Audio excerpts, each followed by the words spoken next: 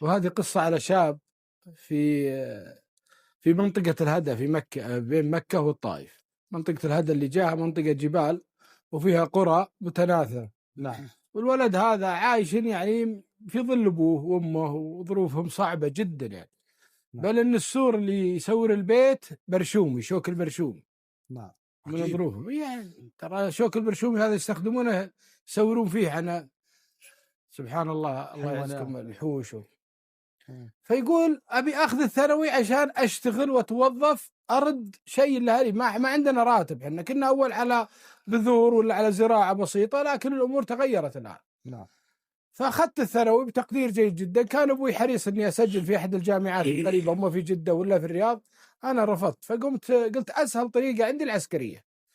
فرحت أقدم في جميع القطاعات العسكرية اللي تستقبل شهادة الثانوي، جندي، عريف، جندي أول، أي شيء. بابا. لكن كل ما سجلت قالوا ما تقبل. وش السبب؟ الطول يا أبو 158 يصير. كل المواصفات راكبة إلا الطول عندي. كل ما جيت لي مكان عيوا، وكانوا إذا رفضوا أبكي. ما بين عيوني إلا أمي وأبوي يعني. أبي أكد عليهم، أبي أقوم واجبهم. الظروف صعبة يا محمد، ولا يبون يطلبون من الناس إحسانه. صحيح. يقول ذاك اليوم اتصل علي خويني، قال في تقديم في خميس مشيط على الدفاع المدني، فلا يفوتك ولا يهتم بالضبط. واجي لابوي واخذ من 500 ريال واركب النقل الجماعي واروح لخميس مشيط، وامسك سيره واقدم ملفي. والله قالوا يلا. يوم دخلت وسبحان الله كنا صد عني راعي الطول او شيء او منتبه، ويكتب لي موافق انه مجتاز الطول. يا سلام. يقول يوم طلعت واسجد سجود الشكر.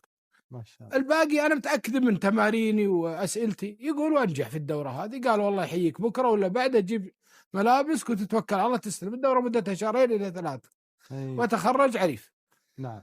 يقول بديت في تجميع باقي 500 ريال حقت ابوي، اشتريت فيها شنطه وحطيت فيها ملابسي الداخليه، وبديت في اني اتجهز. يقول يوم جاء القبول وادخل معاهم، والله اني كني داخل عرس، كني داخل ما شاء الله. مناسبه من الفرحه. نعم. يقومونهم قبل الفجر، اقوم قبلهم، فراشي مرتب، ملابسي مرتبه. يقول واركض فيها معاهم، اللي يدور دورتين ادور وراه 3، ابي يقيموني احسن تقييم. يقول فرحان، خلاص 3 شهور بيجيني راتب، 3 شهور يعني وبأكف يدي عن الناس او عن ابوي وامي. نعم. يقول يوم انتهت الشهر الاول والشهر الثاني، وتجي لجنه من الرياض فحص نوعيه للمقبولين.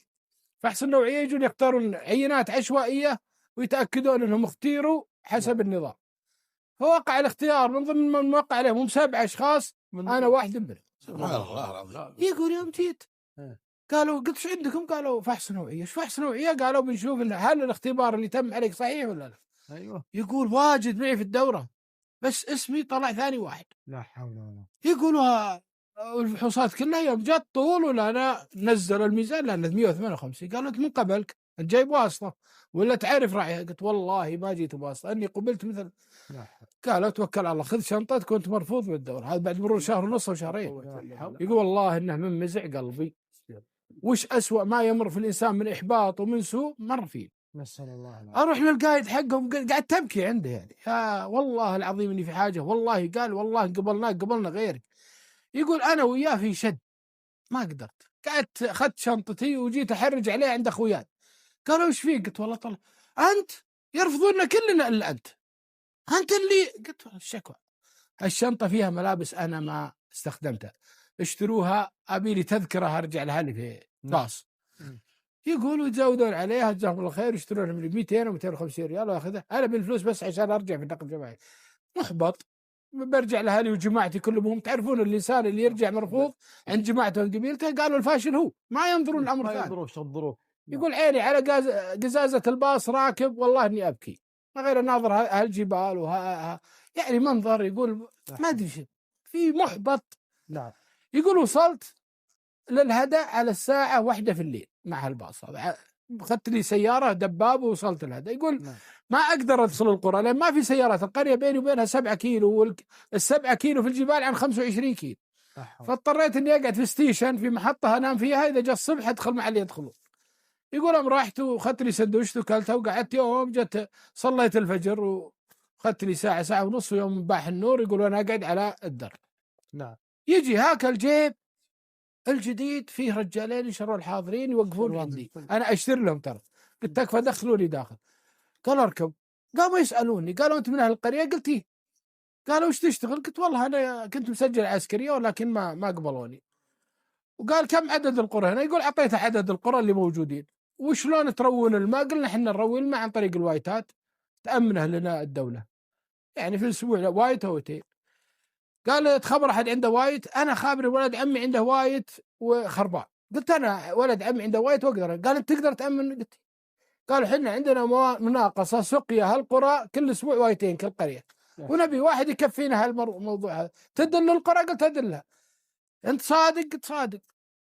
قالوا خلاص ارجع ابلغ. يقولوا ويعطوني ارقام جوالاتهم واخذ ارقام جوالاتهم ونكتب انا وياهم عقد اني انا اصير اورد الماء من الشيب الفلاني مدفوع انه ثمنه لهالقريه. نعم. ونبدا بعد 20 يوم من العقد، لان انت عقد المورد السابق. قال والله فكيتنا من هال، وترى بنعطيك هاك الحسبه اللي اكثر من الحسبه المعتاده ب100%. يقول هم ينزلوني عند اهلي، يقول هم يرجعون ابغاهم يقلطون، ما مشوا وراحوا. وارجع لابوي واحب راسه وعلم السالفه كل ابوي، واروح الولد عمي واخذ منها الوايت بالتقسيط. قلت بشتري واروح اصلحه وازين اللي فيه من نواقص ويمتث. يقول وانا امشي للشيب يوم بدا العقد واصير اودي لكل قريه هذه وايت هذا اسبوع، هذه ما ارجع لها الا بعد اسبوع اذا وديت لها.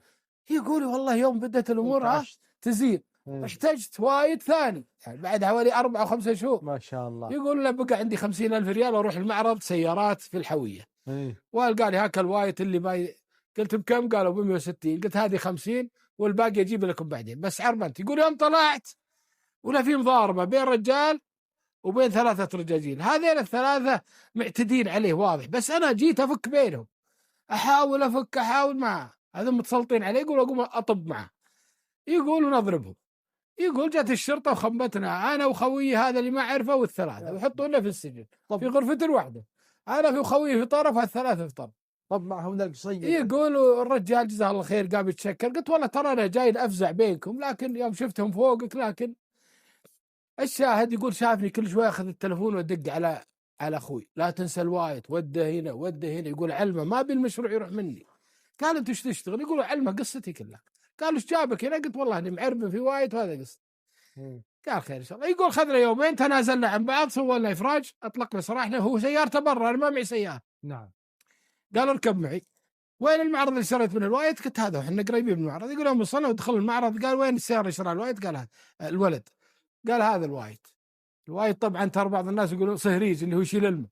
نعم. يقول يوم دخلنا المعرض قال كم دفع؟ قال 60. قال كم باقي عليه؟ قال 90,000 ريال. قال هذه. ما شاء الله. قال دين ولا؟ قال لا والله هديت لك. ما شاء الله يا موقفك معي ما يثمن بال90 يا رجل يهديك. قال اقول توكل على الله. وأخذت رقمه وأخذ رقمي واطلع بالوايت من المعرض بهالسيارة وانصى الشيب ما رحت لأهلي. واخذ لي رد وادق على اخوي انت وين في اي قريه؟ قال في القريه الفلانيه. قلت واروح القريه الثانيه ونشتغل انا واخوي يصير من اكبر موردين الماء في الهدى خلال سنه. انا ما بيطول السالفه، لكن شوف ربي شلون طلعه من الدوره علشان مطلع على قلبه في بره الوالد. يا سلام. ما شاء الله. يا رجل عمره 18 19 سنه ما بين عيونه الا ابوه وامه انه يكرمهم ويرد لهم الجميل. يقول له ربي يدخل في الدورة ويدخل ويطلع وهو يبكي منكسر بايع ملابسه حتى يصل إلى الطائف، ثم يقابل هالرجل. لو تأخر ساعة ما قابل الجيب، ولو تقدم ساعة ما قابل الجيب، ولو ما صلى الفجر ما قابل الجيب. صحيح. ولو ما نيته في الأساس الطيب ما سوى الشيء هذا. الله. فمتى ما كانت نيتك صافية للشخص اللي أنت بسواء أبوك ولا أمك ولا أصدقائك، صدقني ربي بيعطيك على قدر نيتك. بس الله العلي.